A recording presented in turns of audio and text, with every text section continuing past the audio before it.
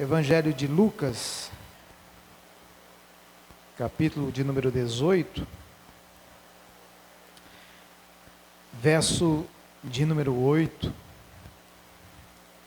a parte B do versículo, diz assim: quando, porém, vier o Filho do Homem, porventura achará fé na terra? Quando, porém, vier o Filho do Homem, porventura achará fé na terra? Queridos, eu nasci há mais ou menos, um pouquinho menos de 49 anos atrás.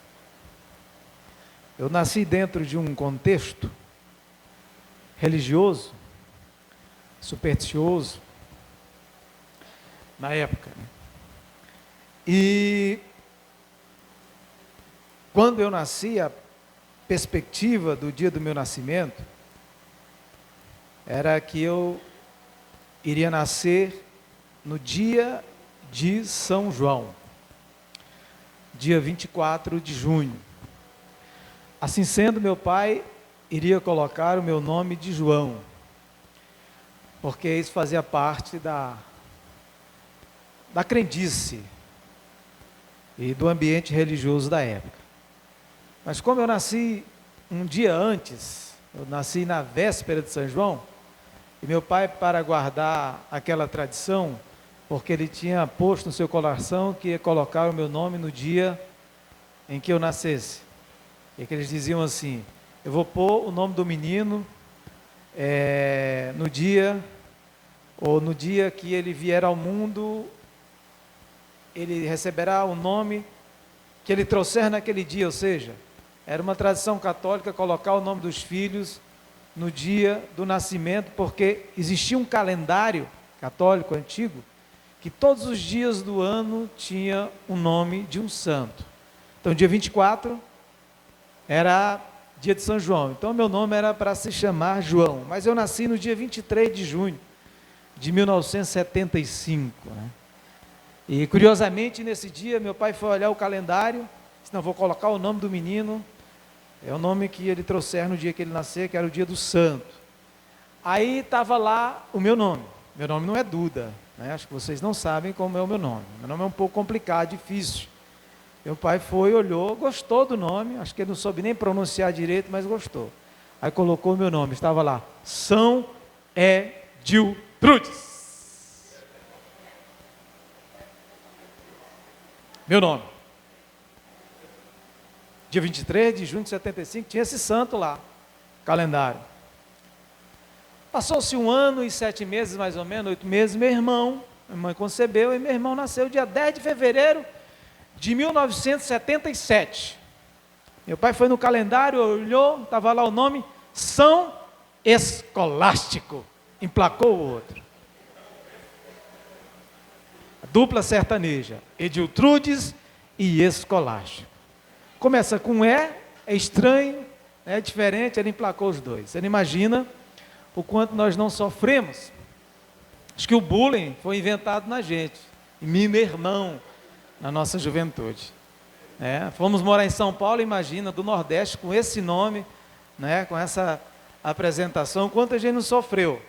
E ainda bem que arrumaram um apelido para mim, Duda, lá na minha cidade, lá. Quando eu cheguei em Juazeiro, alguns amigos começaram a me chamar de Edil, uma abreviaturazinha, ficava mais fácil de pronunciar. Mas eu tenho sofrido com esse nome até os dias de hoje. Até no meu trabalho hoje, quando a pessoa olha o meu nome, e se embaraça ao citá-lo, vem uma certa provocação. Mas chegou o tempo da internet, eu fiquei sabendo isso pela tradição, pelo que a minha mãe me disse, mas eu queria saber, de fato, por que esse nome e o significado desse nome. Aí eu fiquei, depois que eu soube de quem era o nome, um pouco constrangido também. Depois eu vivi o significado, porque na verdade não era o nome de um santo. Era o nome de uma santa. Aliás, é o nome de uma santa. Santa Ediltrudes. Meu pai colocou em mim o nome de mulher. Uma santa inglesa, do século VI depois de Cristo. Era a santa das chagas na garganta. Depois de vir na internet eu vim saber o que era. Me entristeci um pouquinho mais. Mas depois eu fiquei um pouco mais feliz quando eu vim descobrir qual é o significado desse nome. O significado do nome Ediltrudes. Do meu irmão é das escolas, vem de escola, escolástico, aquele que estuda. Teologia até você estuda sobre os escolásticos. Escolasticismo, você vê na teologia. Mas o meu nome, o significado é bonito, é bíblico, é espiritual, para mim agora se tornou importante. Ediltrudes quer dizer nobre na fé. Nobre na fé. Eu me empolguei, nossa, pelo menos mal, depois de tanto sofrimento, né? Significa nobre na fé. E é sobre fé que eu quero falar conosco aqui essa noite.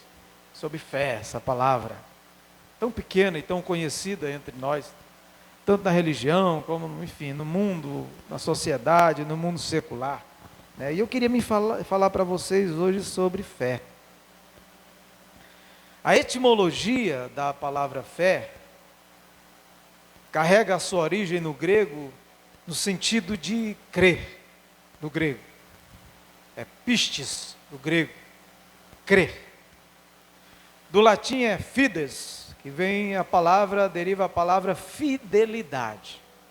Ou seja, fé é crer com lealdade, com fidelidade. Eu me refiro à fé bíblica. E a gente vai falar sobre a fé bíblica. É uma fé consciente, uma fé racional, que foi apresentada por nós, por Cristo, por Deus, pelo nosso Senhor. Então fé é isto.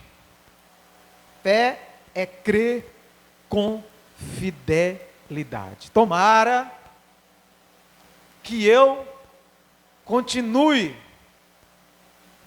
nessa direção, carregando a importância do significado do meu nome na minha jornada, nobre na fé.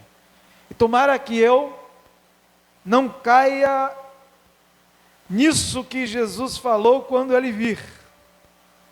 Quando se diz no verso 8, porventura, quando vier o Filho do Homem, achará aqueles que creem com fidelidade a Ele na terra. Esse é o significado da fé. O que é fé? O que é fé de verdade? Para nós, o que é fé? O que é a fé da Escritura? O que é a fé bíblica? O que significa de fato a fé para mim e para você? O escritor aos Hebreus, ele é cirúrgico, porque ele foi inspirado a falar sobre a fé e descrever para mim e para você o que é fé. A primeira pergunta que eu faço aqui à noite, pergunta retórica: o que é fé para você, para nós? E ele diz lá no capítulo 11, verso de número 1 do livro de Hebreus, o que é fé? Ele diz: a fé é o firme fundamento. Essa tradução aí diz: a fé é a confiança, mas o termo original do grego se diz lá que é o firme fundamento das coisas que se esperam. Inicialmente, a metade do versículo diz isso: a fé é o firme fundamento das coisas que se esperam. Tem uma vírgula.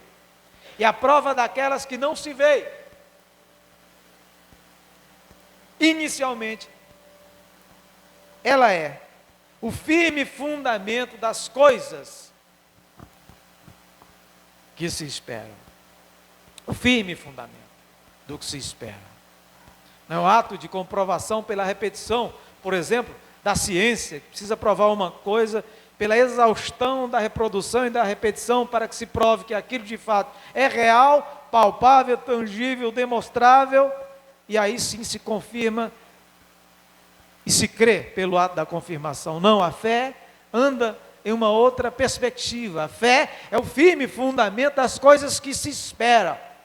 E aqui o contexto que eu falei de vocês, de Hebreus, é um contexto onde se fala, naquele presente século, a respeito de uma fé que habitava antigos, que neles projetava, a partir dos tempos e da manifestação e encarnação de Cristo, essa consciência que deveria habitar na mente deles, de que outros foram parte desse processo e que alcançaram aquilo pelo qual eles deveriam estar dispostos a alcançar pelo mesmo ato de dedicação e credulidade em fé a Deus. Está falando da salvação, especificamente, no livro de Hebreus. Ali é o que está falando, é a realidade dos bens futuros, da eternidade, da glória, dos céus, da transcendência, da morada eterna com Deus, inicialmente. Mas ela é o firme fundamento do que eu e você esperamos. Agora a fé, ela ganha uma amplitude, ainda que o essencial é esse, nós temos essa certeza de uma projeção e de um alcance pela fidelidade dessa credulidade naquilo que está por vir. Mas nós podemos alcançar coisas pela fé nos dias atuais, na existência também. É o firme fundamento das coisas que se esperam. Eu posso mudar essa palavra e falar ela como quem profetiza para você que está esperando alguma coisa, que está crendo em Deus a partir da vontade de possuir aquilo que você deseja e que quer e pede o socorro de Deus. Creia que a fé é o firme fundamento das coisas que se esperam. Creia nisto. Firme fundamento das coisas que se esperam. Capítulo 7, verso 24, 25 de Mateus. Jesus vai falar do fundamento do seu ensino. Ele chama prudente aquele que ouve a palavra de Deus e pratica. Aí ele diz, é semelhante a um homem que edificou a sua casa sobre a rocha. Desceram as chuvas, sopraram os ventos, correram os rios e deram com ímpeto sobre aquela casa. Ela não caiu porque ela tinha um fundamento. E a rocha? A fé é o firme fundamento das coisas que esperam e a prova daquelas que não se veem. Segunda parte do versículo 1 de Hebreus de número 11. Por isso que inicialmente ela é um firme fundamento. Jesus, no capítulo 12 de Hebreus, verso 2, lá está escrito que Ele é o autor e consumador da nossa fé. Jesus é o autor e consumador da nossa fé. No entanto, como eu disse outrora, que a fé não carrega o processo da ciência, da repetição para que se prove que aquilo de fato tem algum valor, existe, não. Porque nós, por fé, como diz o livro de Hebreus, não andamos por vista. Paulo diz em 1 Coríntios ou 2 Coríntios 5,7, nós não andamos por vista. 2 Coríntios 5,7, porque nós não andamos por vista, mas por fé. Quando a gente lê a Escritura, se depara com algumas pessoas que não entendiam isso, como por exemplo, Filipe dizendo, Senhor, mostra-nos o Pai. Ou outro discípulo disse, se eu não ver e não tocar, eu não vou crer. E aí Jesus diz, bem-aventurados, Tomé, são os que não viram e creram. Firme fundamento das coisas se espere a prova daquelas que não se veem. Volte para Mateus 7, 24, 25, que se diz que o homem prudente é aquele que ouve a palavra de Deus e pratica. E Paulo, no capítulo 10, verso 17 do Livro de Romanos, ele diz que a fé bíblica vem pelo ouvir, e o ouvir pela palavra de Deus. É racional. Isto é fé. O que é fé? Firme fundamento das coisas que se esperam. De onde a fé vem? Pelo ouvir. Ouvir a palavra de Deus. Você não é o que você sente? É assim? Você é o que você faz. Eu sinto a presença de Deus. Não necessariamente é por fé, isso pode ser só emoção mesmo. Fé em Deus. Isso é fé. A fé é o firme fundamento daquilo que se espera. É a prova absoluta daquilo que não se vê. Assim são aqueles que andam por fé. Agora, aonde está a fé? Aonde ela está? Porventura, achará fé, filho do homem, quando vier à terra? Onde é a fé? O que é fé no sentido assim, de uma convicção plena? Onde ela está? É que ela é subjetiva? Abstrata, vamos dizer assim.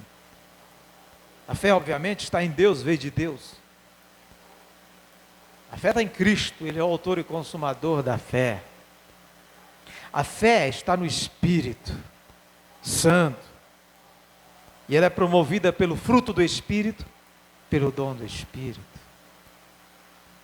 Capítulo 12 de 1 Coríntios, você vai ver que a fé está nos dons do Espírito. É um poder sobrenatural da fé. Quando você lê Gálatas capítulo 5, verso 22, a fé está no fruto do Espírito também. A fé está engajada naquela construção poética de Paulo em 1 Coríntios 13, atrelada e anexada à esperança e ao dom sublime que é o amor, porque nos restam 3 coisas, diz Paulo: a fé, a esperança e o amor. Está lá a fé. Agora, Paulo, em 2 Tessalonicenses, capítulo 3, verso 2, diz que a fé não é de todos. O contexto é de malignidade, perversidade dos homens, mas ele diz, a fé não é de todos, infelizmente. Mas ela nos pertence, se crermos. Se exercitarmos, se buscarmos, desenvolver. Agora, já que nós temos, e cremos que temos, porque escutamos e ouvimos a palavra do Senhor, ela está em mim, está em você, está em nós. Ela é o que eu descrevi no início da mensagem. Faço mais uma pergunta aqui para nós, retórica, como desenvolvê-la? Como desenvolver a fé? Que é o firme fundamento das coisas que esperam. É a prova daquelas que não se veem. Está na essência do ensino de Cristo, no Espírito, em Deus, em nós. Mas os discípulos que andaram com o Senhor, andando com Jesus, mesmo andando com o eterno entre eles, fracassaram na fé. Sucumbiram na fé. Ora, aquele ato de Pedro afundando lá, quando Jesus anda sobre as águas, ali foi um pouco de falha na fé. Jesus o critica ali. Ou, por exemplo, quando eles não conseguem expulsar o demônio de um endemoniado.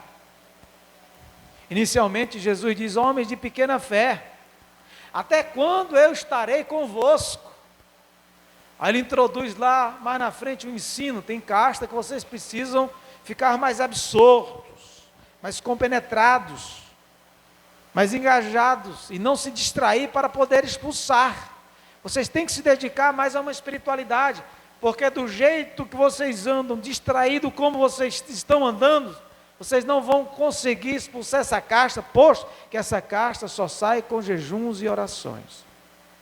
Muitas orações, dedicação a se sensibilizar mais com o Espírito de Deus e a aumentar a fé. Aumentar a fé. Mas Jesus disse, lá, homens de pequena fé, até quando estarei convosco? E como desenvolvê-la? Jesus diz no Evangelho, capítulo 17, verso 20 de Mateus. E a gente aprendeu muitas vezes aí que é pelo tamanho. Mas não é, pelo processo. Jesus disse, se vocês tiverem fé como um grão de mostarda, que é uma das menores de todas as hortaliças, como um grão de mostarda. O contexto, ele vai dizer, direis esse monte, a montanha. Eu não creio, eu creio que seja uma metáfora de Jesus, né? Eu não creio que seja literal. Nunca se viu na história alguém com uma fé para poder falar uma montanha literal e ela se erguer e se lançar no mar. Então fico mais com uma interpretação que eu já venho tendo há anos, né? Que é uma diversidade mesmo, um problema sério, um problema enorme, um problema muito difícil de se resolver. Creio nessa perspectiva. Só que não é do tamanho, é o processo, é como um grão de mostarda, que é a menor, uma das menores, e plantada, cresce. E depois que cresce, as aves dos céus vêm e se aninham nos seus galhos. Que a fé em nós, ela é crescente. Tem que ser crescente. Tem que aumentar, tem que se expandir, tem que se dilatar. E para que isso aconteça, a gente precisa passar pelos processos, encarar os montes, encarar as montanhas, encarar as tribulações, encarar os problemas, encarar as adversidades, encarar o mal com fé em Deus, com fé na palavra. Lutar dizendo para a dificuldade, para a adversidade. Não é uma doutrina determinista, eu determino, eu não. Nada disso. Mas encarar a adversidade. E a gente vai se fortalecendo, vai se robustecendo, vai se firmando cada vez mais nos processos de dificuldades da nossa vida. É assim porque o grão de mostarda, ele é resistente. Se você pisar nele, o grão de mostarda, ele não pode ser hibridizado, misturado com outras ervas. Ele é autêntico. O grão de mostarda se apresenta como um grão mínimo pequeno, mas que se entrega, e uma vez se entregando pode produzir muito, porque a partir dele se cria uma árvore frondosa, grandiosa, se torna uma das maiores das hortaliças, aos quais as aves do céu se aninham, e a gente angaria testemunhos do céu, quando a gente desenvolve no processo da existência a fé em Deus, em nós, das adversidades, nos problemas, nas tribulações, nas tentações da vida. Vai crescendo e se avultando.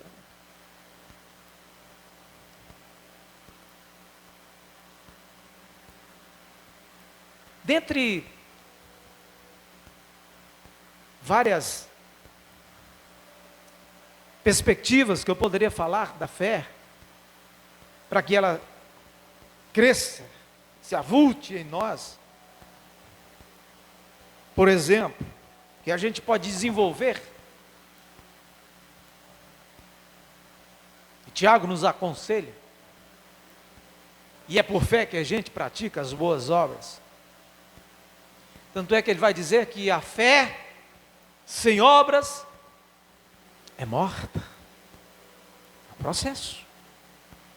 Seja as contrariedades da vida, como na prática do bem na vida, tudo é por fé. Fé. Mostra-me a tua fé e eu te mostrarei pelas minhas obras a minha fé. Não é assim que ele diz, Tiago?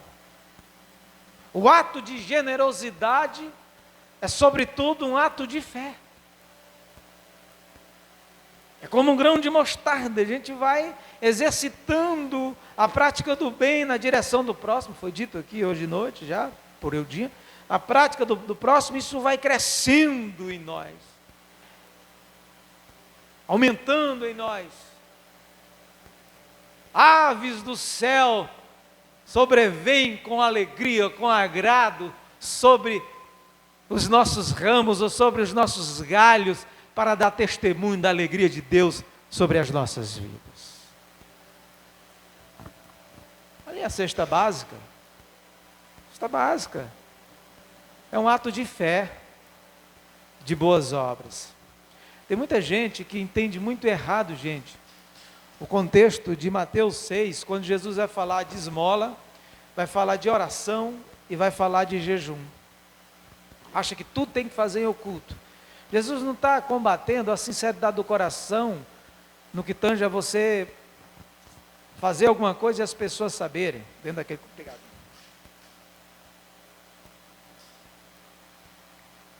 Dentro daquele contexto. Jesus está combatendo ali a hipocrisia. Porque se fosse ao pé da letra, nós só poderíamos orar de joelho no nosso quarto. Não façais como os hipócritas, que vão nas ruas, levantam as mãos, faz extensas orações para serem vistos pelos homens. Vós, porém, quando orares, entre no vosso quarto, feche a porta, ore em secreto. Foi assim que ele mandou? Foi, sim, é uma oração essencial, que a gente deve fazer. Né? Mas ele está dizendo isso, porque ele está combatendo a hipocrisia. Senão assim, nós não poderíamos orar na rua, aqui em pé, não. Ele disse, quando vocês derem esmola, não é que ninguém possa saber que você está ajudando as pessoas, é que dentro de você, você tem que estar fazendo como se você estivesse fazendo mesmo para o Senhor. É dentro de ti que Deus vê, que você ocultou a outra mão para que ninguém saiba. Está combatendo a hipocrisia das pessoas que fazem para aparecer e já ganhar o galardão. Ou sobre o jejum, fazer um jejum ninguém precisa saber. Não, que ele está combatendo a hipocrisia. Aqueles que fazem isso para aparecer. Que o testemunho da Escritura é que a gente que tem fé tem que obrar, tem que ter obras. E o próprio contexto de Mateus, ele diz lá, brilhe a vossa luz diante dos homens, para que pelas vossas obras o vosso Pai sejais glorificados. Seja glorificado. A fé é o processo, carrega o processo. É como um grão, e vai crescendo, é plantado, e desabrocha, se torna numa árvore frondosa.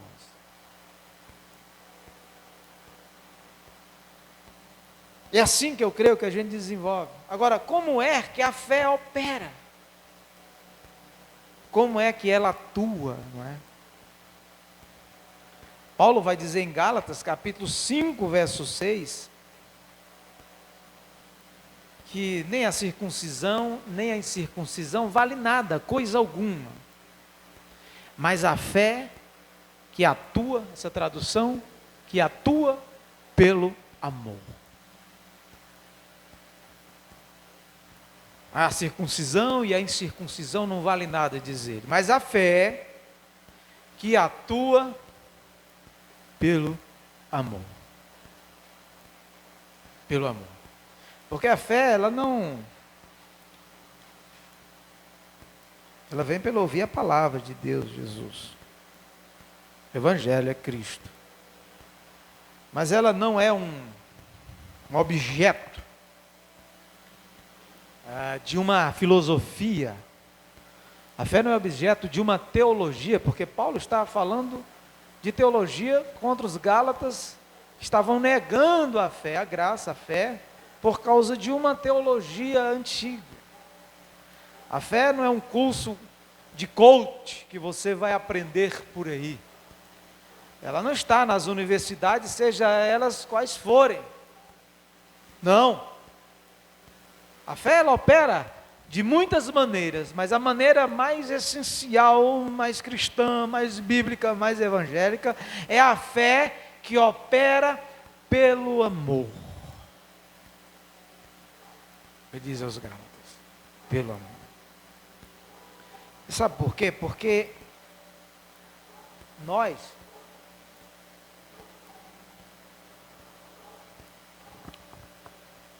como disse Jesus no Evangelho de Mateus, mesmo contexto do Sermão do Monte, que nele, e é preciso ter fé para isso, em Cristo, a gente tem que amar. Isso é um ato de fé. Amar os contrários, os inimigos, os que nos querem o mal, os que nos desejam o mal. E o amor é a decisão e a inclinação para o bem, dependente da situação, da circunstância. Por isso que a fé, ela opera pelo amor, pela consciência de um mandamento maior, porque Deus é amor. E todo ato nessa direção é um ato de fé bíblico. É um ato de fé evangélica na acepção da palavra. Um ato de fé de Jesus. É a fé que opera na direção ou pelo amor. A fé que opera pelo amor. A fé opera pelo amor. É pelo amor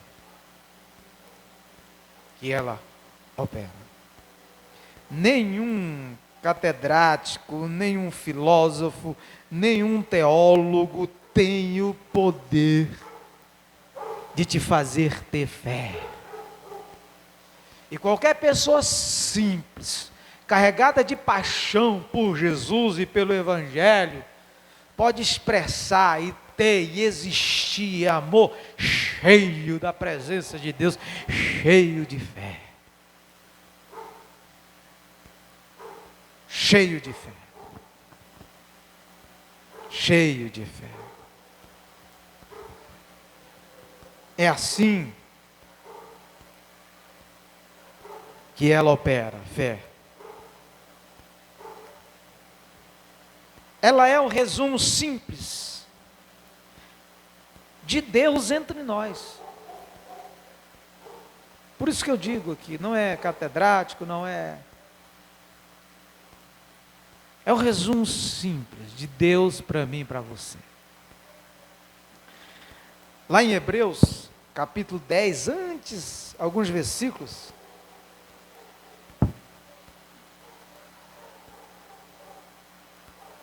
verso 38, 39 de Hebreus, Deus simplifica para nós aqui o que é fé.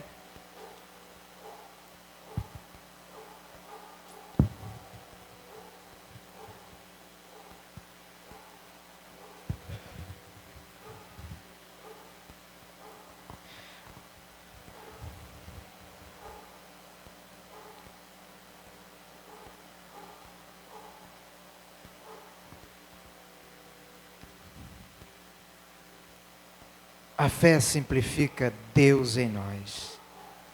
O verso 38 diz assim: mas o justo, o meu justo,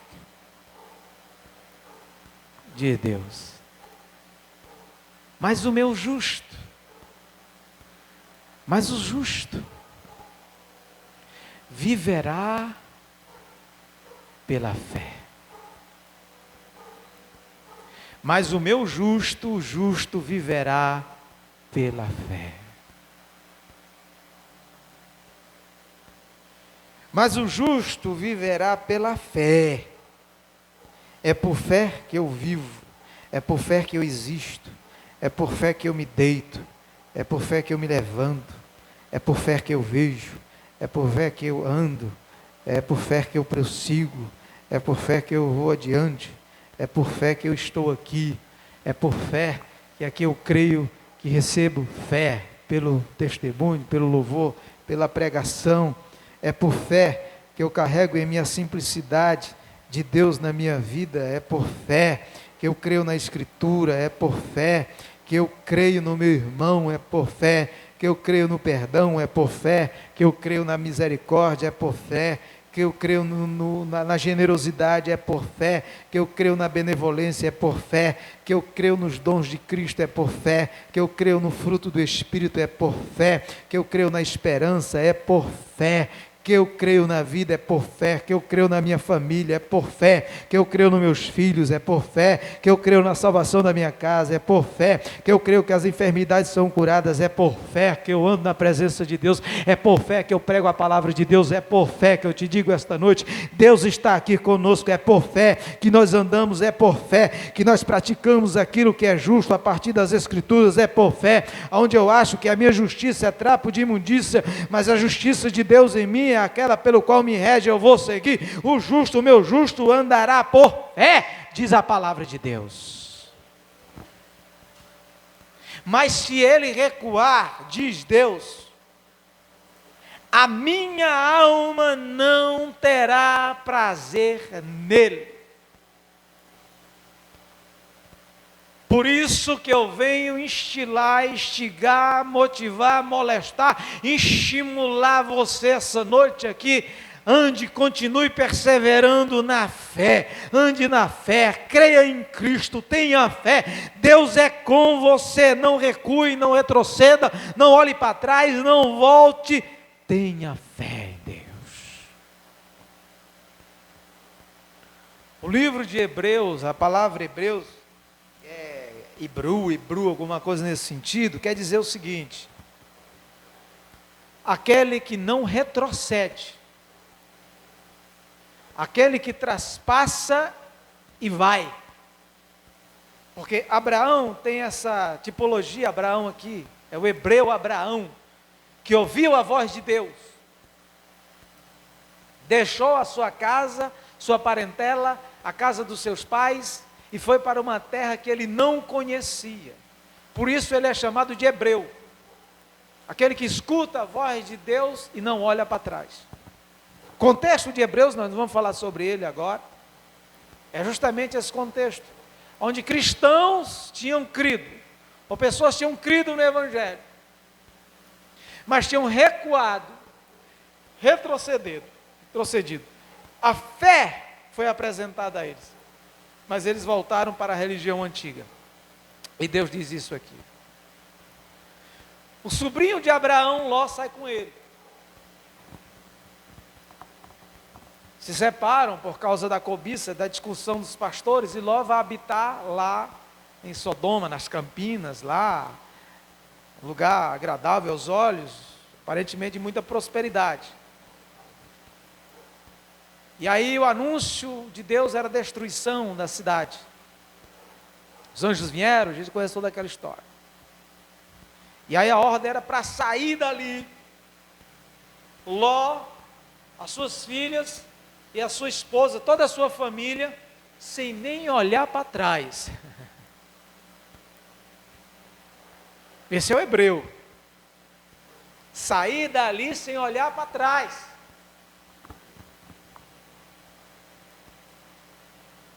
Nós sabemos o que aconteceu com a mulher de Ló. Ela olhou para trás e se transformou numa estátua de sal. É assim conosco. É assim comigo, é assim com você. A gente tem que ter cuidado para não se pedrificar na nossa jornada com o Eterno, na jornada com Deus.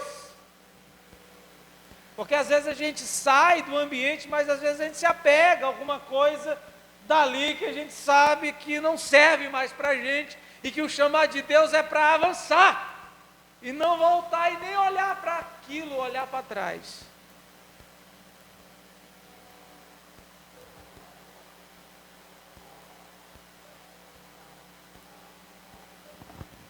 E muitos se pedrificam, se mumificam, se congelam na fé.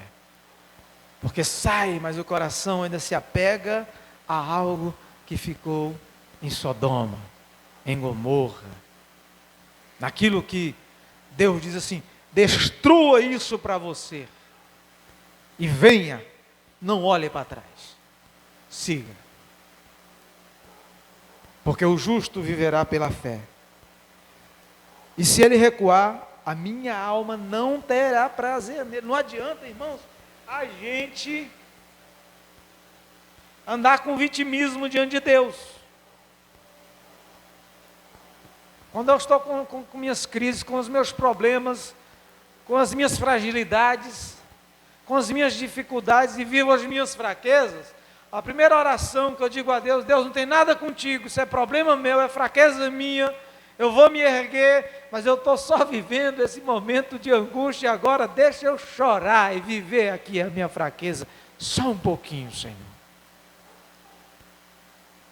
Só esse instante. Porque a palavra é ergue-te, vai, mas a gente ainda é carne. Eu não fico: Deus, por quê? Por que isso está acontecendo comigo? Não sei o quê. Não, só digo: essa aqui é uma fraqueza minha, Senhor. Não atenta para a fraqueza do teu servo. Porque quando a gente faz isso, a gente entristece a alma de Deus. No verso 39, para eu concluir e fechar, ele diz: nós, porém, não somos daqueles que se retiram para a perdição. Nós não somos daqueles que se retiram para a perdição. Nós, porém, não somos dos que retrocedem para a destruição, aquela versão ali, mas dos que têm a fé para a preservação da vida. A minha tradução diz: nós, porém, não somos daqueles que se retiram para a perdição, mas daqueles que creem para a conservação da alma. Conservação da alma.